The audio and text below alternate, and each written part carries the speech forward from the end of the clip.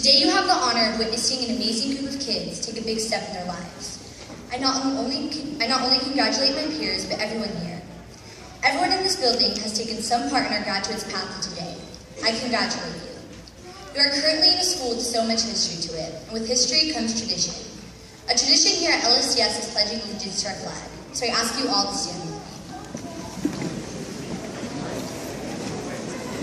Put your right hand over your heart, face the flag, ready, begin.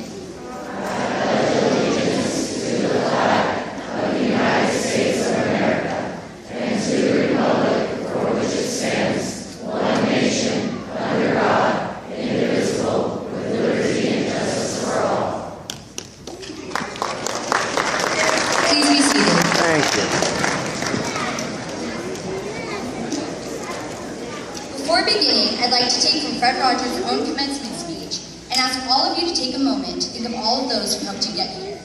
Those who inspired, encouraged, disciplined, and loved you to this point. Take a minute to think of those people. I'll take count.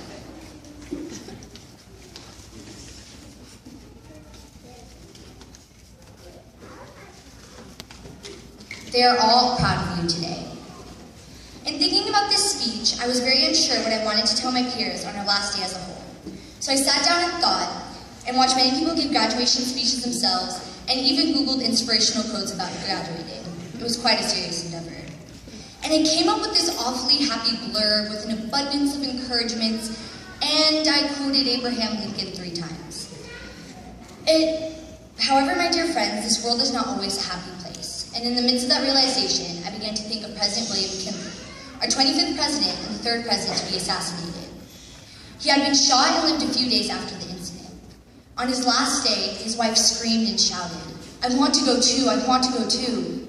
And with the very little strength he had left, he turned to his wife and uttered his last words. "We are all going." And with that, I'd like to break some news to you. Yes, you are going too.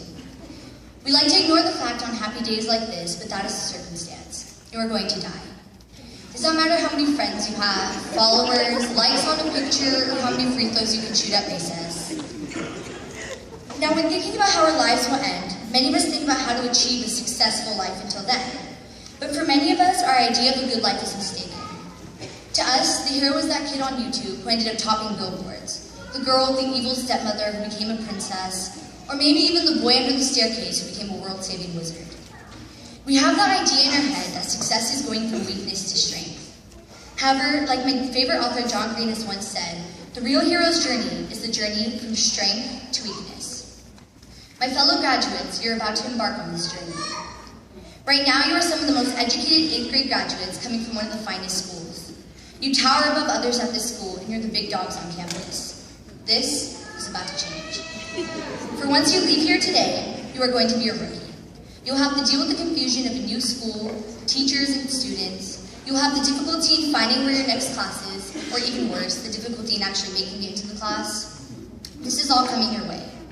Rather than getting the sudden miracle to transform you to strength, you have worked your way towards this. And in this transformation from strength to weakness, you will learn how not to be a jerk. You will remember the hardships and feel sympathy towards others. You will learn not to give that confused kid in the hallways a dirty look. You will come to appreciate the true hero's journey. Now that, to me, sounds like a good life. When you think of those people who led you to this day, I'm going to assume that very few of you thought of One Direction or your favorite pop star. It is your family, friends, teachers, and loved ones who have supported you through this journey. For it is those heroes who inspire. It is the people who have worked through their journey from strength to weakness. It is those people who will lead you through your journey. So today we can all come together and congratulate one another as we send each other off to our new beginnings.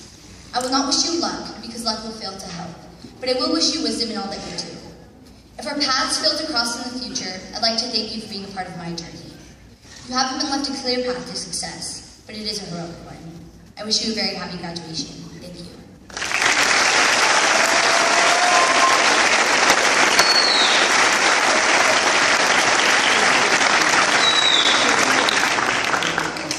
That's your 5B.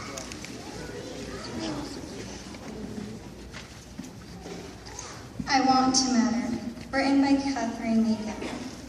I want to matter, to have meant something special. special to somebody else, to have made a small difference simply being myself, to believe this three-ring circus has fulfilled some earthly purpose. I want to matter before I'm gone, to have once been the shoulder that someone leaned on, to have been a safe harbor in someone's storm, Babe. to know someone was blessed because I was born. I want to matter as much as I'm able, to be more than a faded face framed on some table. For if I'm to be framed, I want it to be in somebody's heart for eternity. Though I'm fragile and foolish and flawed, I'm sincere. I want someone to fondly remember me here. More than being praised, more than being flattered, I need to know without a doubt that somehow I have mattered. And if